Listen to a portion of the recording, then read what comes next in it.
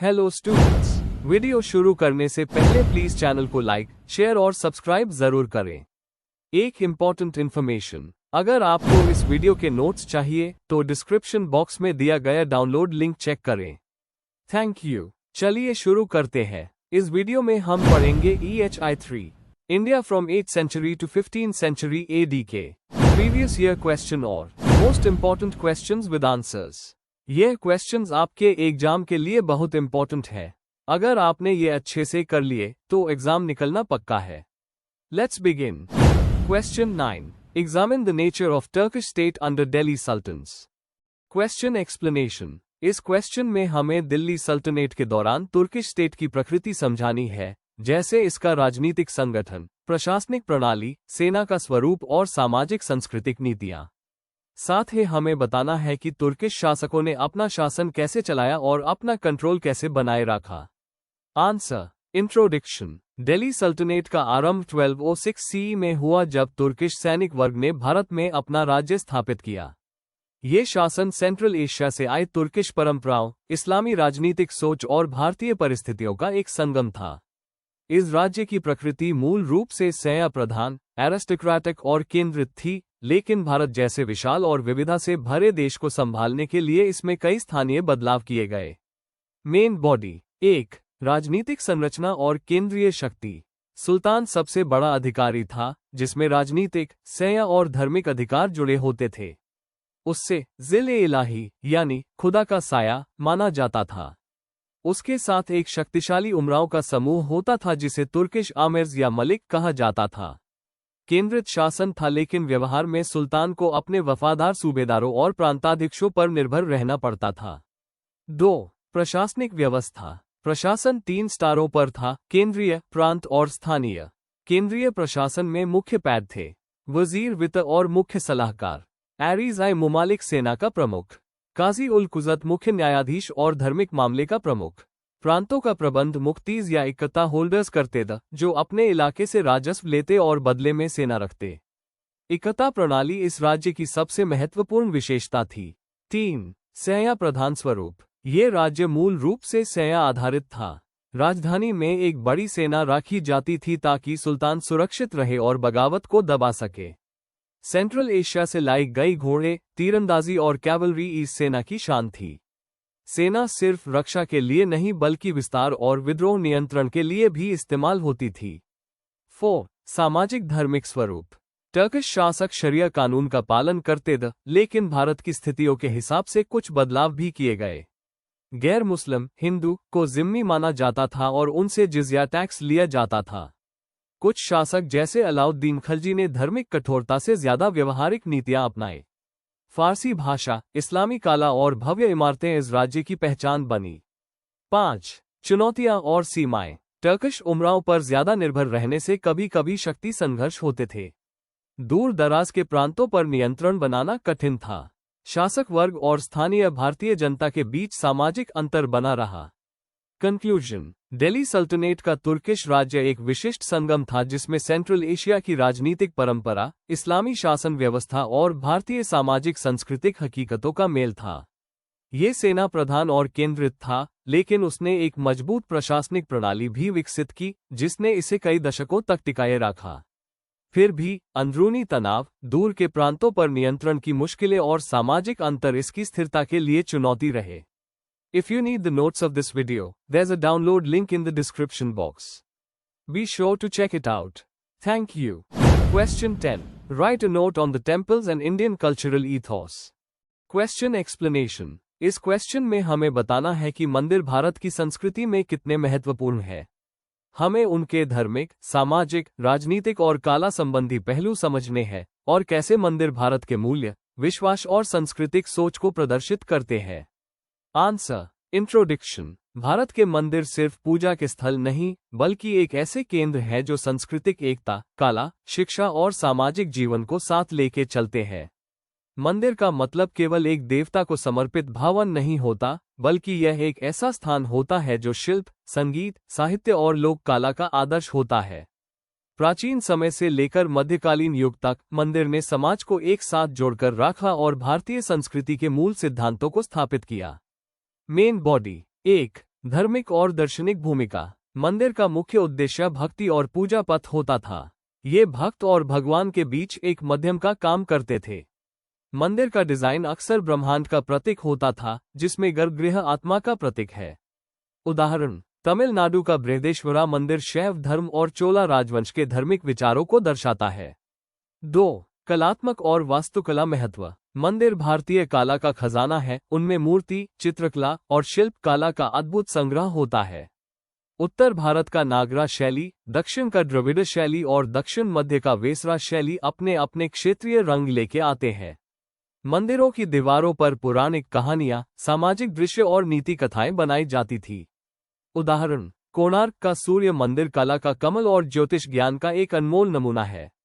3. सामाजिक और शिक्षण भूमिका। मंदिर ज्ञान का केंद्र होते थे, जहां शास्त्र, संगीत, नृत्य और विज्ञान पढ़ाया जाता था। ये क्षेत्रीय भाषाओं और साहित्य को बढ़ावा देते थे। मंदिर के त्योहार सामाजिक एकता को मजबूत करते थे। उदाहरण, कई मंदिरों के नाट्य मंडप में भारतनाट्यम और ओडिसी जैसे नृत्य कला होती थी। 4. राजनीतिक और आर्थिक भूमिका। राजा लोग बड़े मंदिर बनवाकर अपनी शक्ति और प्रतिष्ठा दिखाते थे। मंदिर के पास अपनी जमीन होती थी और यह कई लोगों को रोजगार देते थे। ये राज्य की समृद्धि और सांस्कृतिक शक्ति का प्रतीक होते थे। उदाहरण, चोला राजाओं ने बड़े मंदिर बनवाकर अपना राजनीतिक और सांस्कृतिक प्रभाव स्थापित किया। कंक्लूजन, भारत के मंदिर सिर्फ धार्मिक स्थान नहीं, बल्कि हमारी सभ्यता, कला और सामाजिक मूल्यों का प्रतीक है।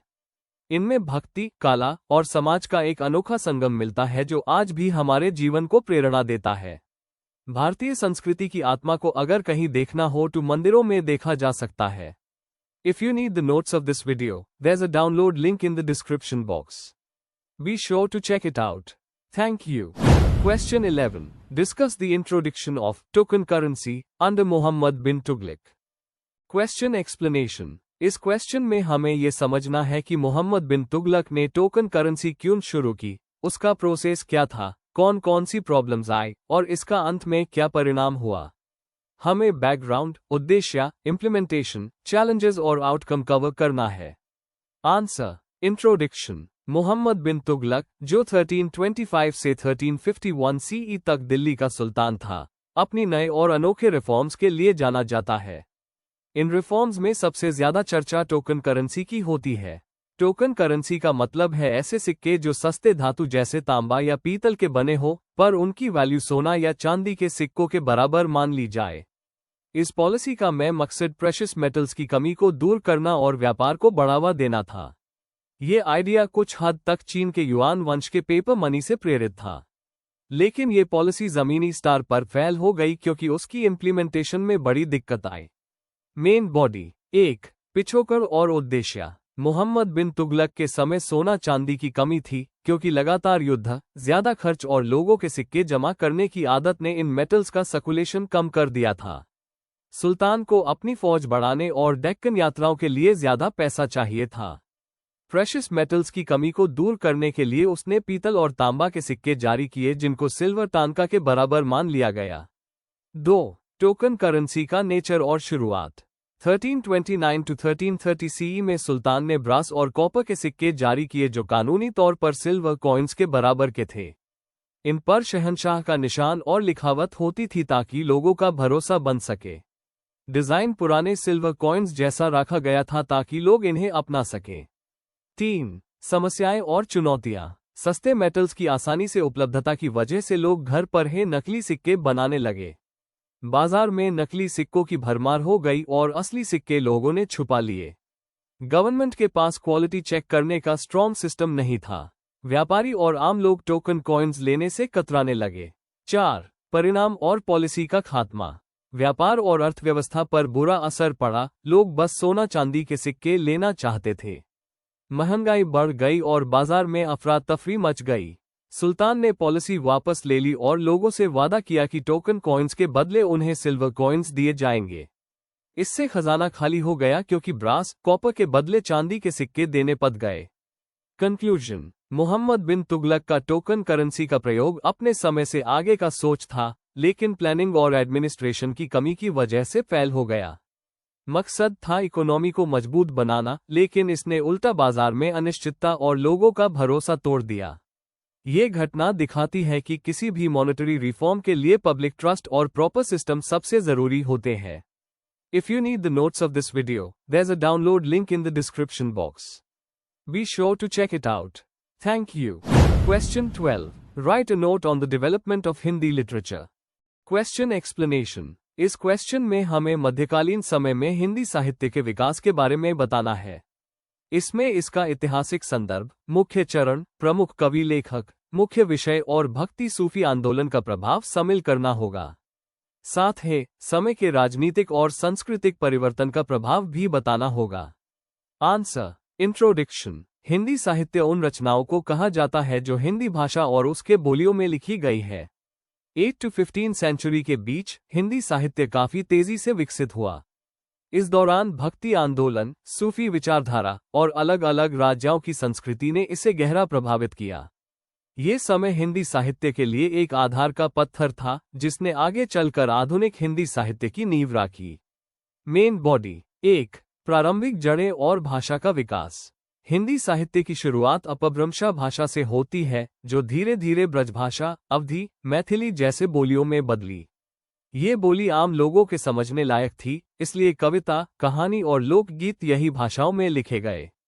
लोक परंपरा में वीर गीत, भक्ति गीत और लोक कहानियों का भंडार था। 2. भक्ति आंदोलन का प्रभाव। 12वीं सेंचुरी से शुरू हुआ भक्ति आंदोलन साहित्य में भक्ति, प्रेम और समानता का संदेश ले आया।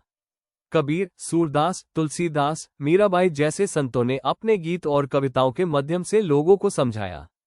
तुलसीदास ने अवधी में रामचरितमानस लिखा, जबकि सूरदास ने ब्रजभाषा में कृष्ण भक्ति पर आधारित कविताएं लिखी।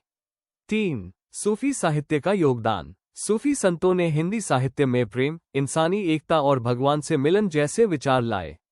अमीर खुसराव ने हिंदवी में रचना की, जिसमें पर्शियन और स्थानीय भाषा का संगम था। सूफी साहित्य ने कविता को एक आध्यात्मिक और प्रेम भरा रंग दिया। 4. विषय और शैलियां। भक्ति कविता, ईश्वर भक्ति और प्रेम पर केंद्रित। वीर कविता, योद्धाओं की वीरता और राजौन की प्रशंसा। प्रेम और आध्यात्मिक कविता, प्रेम, प्रकृति और भगवान से एकता का चित्रण। नैतिक साहित्य, जीवन के नैतिक मूल्यों को समझने वाला साहित्य। साहित्य में सरल और मधुर भाषा का प्रयोग किया गया, जो आम जनता को पसंद आए। 5. क्षेत्रीय दरबारों का योगदान। राजस्थान, बुंदेलखंड जैसे राज्यों के राजदरबारों ने कवि और विद्वानों को प्रोत्साहन दिया। साहित्य सभाएं सांस्कृतिक आदान प्रदान का केंद्र बन गई, जिसने हिंदी साहित्य को समृद्ध किया। कंक्लूजन। 8 to 15 सेंचुरी तक का हिंदी साहित्य भक्ति, आध्यात्मिकता और वीरता के रंगों से भरा हुआ था। इसने समय के सामाजिक आध्यात्मिक परिवर्तनों को दर्शाया और भक्ति सूफी प्रभाव से समृद्ध हुआ। ये युग आगे चलकर हिंदी को भारत की सबसे प्रभावशाली भाषाओं में से एक बनाने की नींव बन गया। आज भी कबीर, तुलसीदास, सूरदास जैसे कवियों की रचनाएं प्रेरणा देती है। Before we end, please like, share and subscribe the channel for more such study materials and one important information। अगर आपको नोट्स चाहिए, तो डिस्क्रिप्शन बॉक्स में डाउनलोड लिंक दिया हुआ है। जरूर चेक करें। Thank you.